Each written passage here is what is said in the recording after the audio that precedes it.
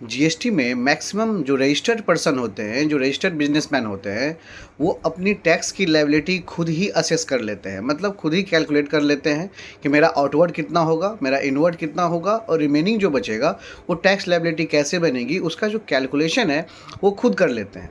और इस मेथड को हम कहते हैं सेल्फ असेसमेंट।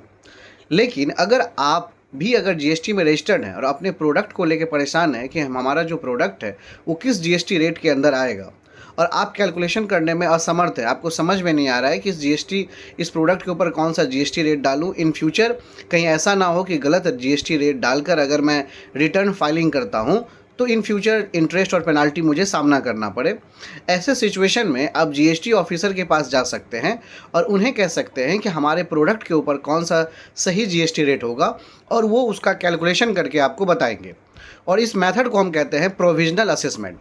जी हाँ, जो सेक्शन 60 डिफाइन करता है सीजीएसटी एक्ट का, जहाँ किसी भी रजिस्टर्ड बिजनेसमैन को अगर किसी भी जीएसटी रेट या कैलकुलेशन से रिलेटेड कोई भी प्रॉब्लम आती है तो वो अपने नज़दीकी जीएसटी ऑफिसर के पास जा सकते हैं और उनसे कह सकते हैं हेल्प के तौर पे कि मुझे अपने प्रोडक्ट के ऊपर जीएसटी रेट सही से नहीं मालूम, मुझे आप बताइए और इसकी कैलकुलेशन भी आप मुझे समझा दीजिए, तो वो आपको ज़रूर गाइड करेंगे।